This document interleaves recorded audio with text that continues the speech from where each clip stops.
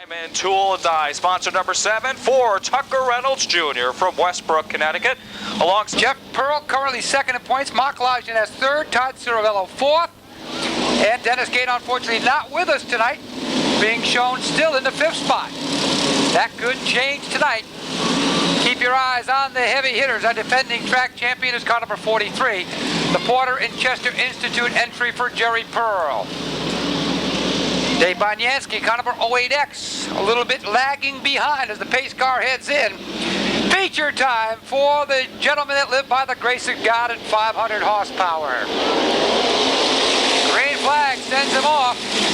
Scott Spaulding on the outside with car number 47. He's side by side with Tucker Reynolds down the backstretch.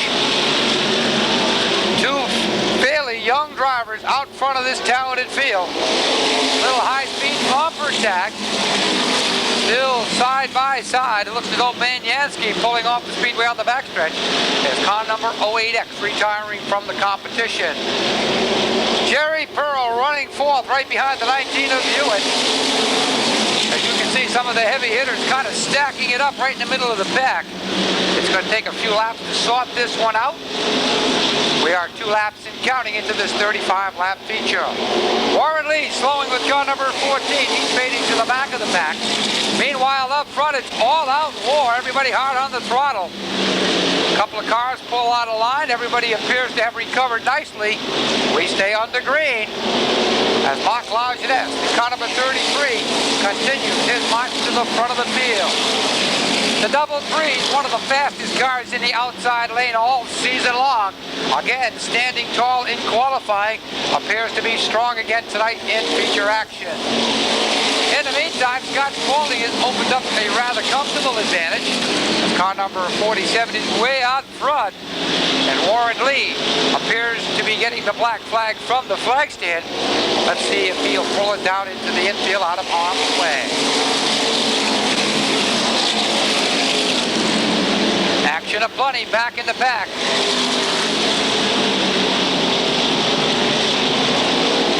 Scott Spaulding still out on his merry way. In search of his first ever feature win as Gary Dyer pulls the 12X to the infield. Problems in turn 2. A couple of cars come together.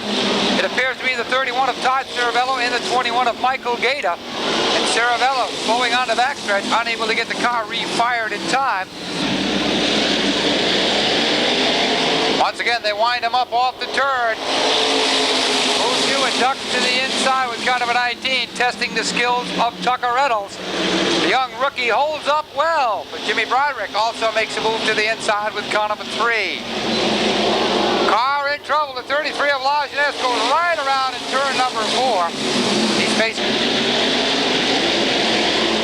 Once again, it's Scott Spaulding wasting no time powering out front. This time, Hewitt went to the inside of Tucker Reynolds, and Reynolds, not about to give up, stands tall on the outside. A young man doing a heck of a job in open wheel competition. He gives way to Hewitt. Now Jimmy Broderick also able to make a move with car number 3. As Phil Rondo looks to the inside as well. As they say in racing circles, Tucker Reynolds hung out to dry on the outside. If he doesn't get back inside soon, he's going to find himself in the back end of the field. Tough break for a rookie race driver. This is how you learn your lessons, not always the easiest way. Scott Spaulding just out front and flying. That's about as strong as he's been all season long. Now all he needs is a little luck to go along with a strong race car. Hewitt battling with Jimmy Broderick for the runner-up spot. Phil Rondo right there with the 54 car. Jerry Pearl not far behind as well. 10 laps and counting. It's 11 as they cross the stripe. Broderick quickly ducks to the inside on Hewitt in turn number 1. A little contact through the turns. That opens the door for Phil Rondo. Here comes Jerry Pearl as well, but we've got problems back in the pack. As Mike Gator in the 21 and the 71. Jeff Pearl in the 71 comes quick like a bunny down the front straightaway as the green comes out. In the meantime, Scott Spaulding heads up into turn number 1. Like he was shot out of a cannon. He's out front, determined to pick up his first feature win. Meanwhile, a lot of action back in the pack. Everybody scoots around the 71. Jeff Pearl down on the inside, left the outside. outside lane open. The 3 wide is not the hot setup. Everybody able to snake themselves around, and unfortunately it looks as though Jeff Pearl is going down a lap to the leader. Meanwhile, a lot of action at high-speed bumper tag. You have 13 laps complete. Scott Spaulding in the Scott's Tire and Service sponsor number 47 coming on strong. Hewitt jumps on a line momentarily with the 19 car. He regains control but losing some valuable real estate in the meantime. Jimmy Broderick set sail looking to reel in the back bumper of our leader. The two of them have run away to hide, as they say. Jerry Pearl now breaks the pack. He's in third. He's got a lot of ground to make up, but he's still got a considerable amount of time to accomplish that task. Car breaks out of line on the backstretch. Ed Spear, car number 57, comes sliding up into turn number 3. That's going to bring out the caution flag here on lap numbers. As they wind him up in turn number 3, green flag sends him off once again. Here comes Jerry Pearl on his patented charge to the front as he got by Jimmy Broderick on the restart. Problems back in the pack. Donnie Bonnell in the 1 car and Gary Dyer in the 12X come together.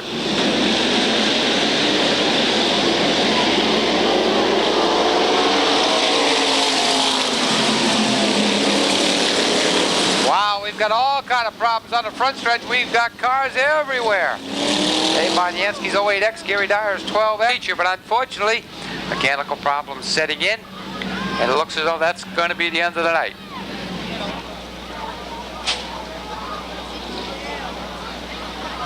And we do see a lot of damage to that right side of the race car.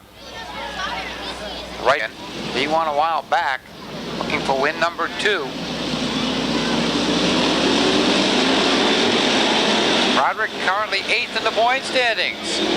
Still battling with Jerry Pearl for the runner-up spot as we've got a car up in the air. Jimmy Smith in the U2, the 31 of Todd Ceravello, and the 14 of Wally. Quickly back out with the 14. He's going to have to hurry because we're about set to go. Scott Spaulding still out front with car number 47. We've got the green return to action, and look at that field stay tightly bunched. Whoa, close call back in the back. Couple of cars sideways as now it appears Jimmy Broderick goes around. Jerry Pearl goes around. Yellow flag is out. We've got another car. Field somewhat smaller than the initial field that took the green flag. And Scott Spaulding remains out front looking for his first ever feature win. David Gaynor runs in the 2nd spot. Phil Rondo runs 3rd. 4th is Mike Gaynor. Then it appears to be the 33 of Mark Lajeunesse and the 71 of Jeff Pearl. Jeff Pearl now starting to smoke as car number 71 evidently has some sheet metal rubbing on that right side. That appears to be what the problem is developing, and we approach the halfway marker. It'll be 18 down, 17 to go. They cross the stripe. Jeff Pearl being given the black flag. For his own good, they don't want to cut that tire down at racing speeds. They'd like to try to get him to the safety of the infield area. Let's see if he'll take the black flag this time by. As the smoke continues from that right rear tire. Dave Bunyansky's 08X pulls to the safety of the infield. Looks as though we'll hit the 20 lap mark this time by. Young Jeff Pearl still not sure that black flag is for him. He doesn't see anything wrong, doesn't feel anything wrong, but there is some smoke coming off that right rear tire.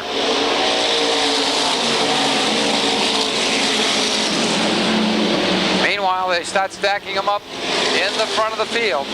Top 5 cars now looking to get away from the remainder of the field.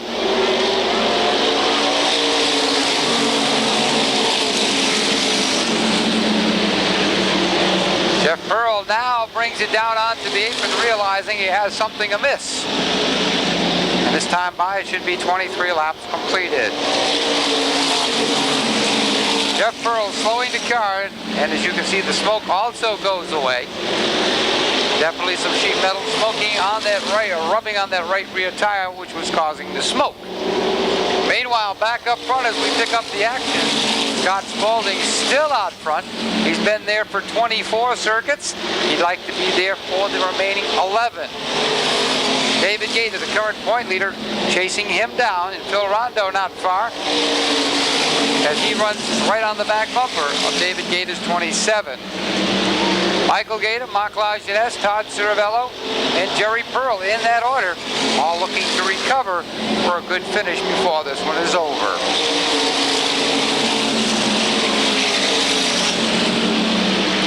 Now the field appears to have settled down. We've got some 26 laps complete, should be 27 this time by.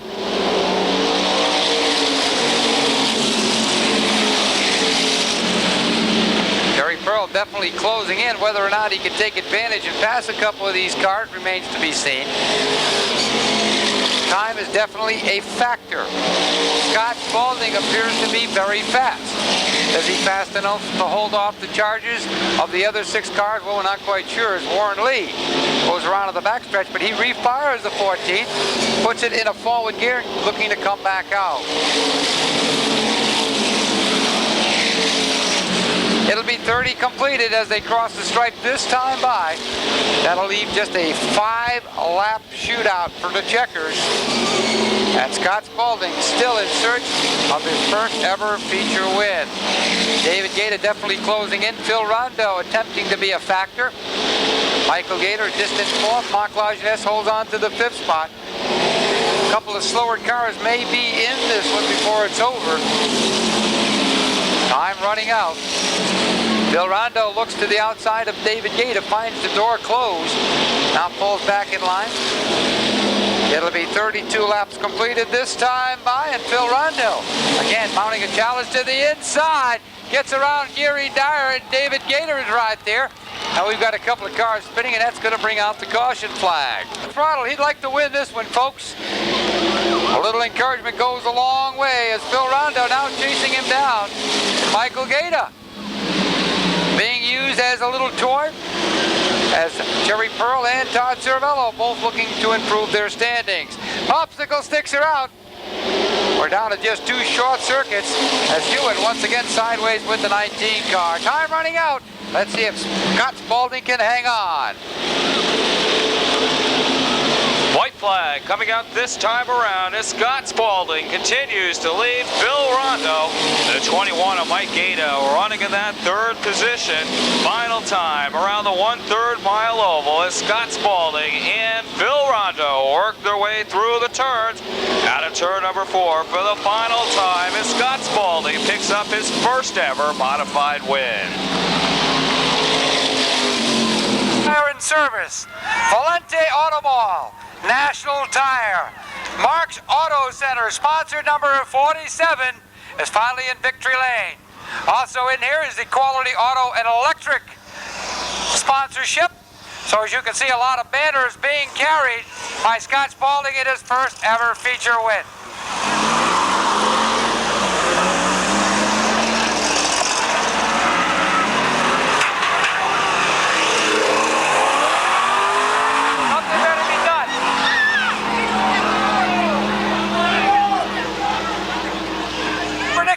Out of West Haven, you're the winner in the Porter and Chester second drawing.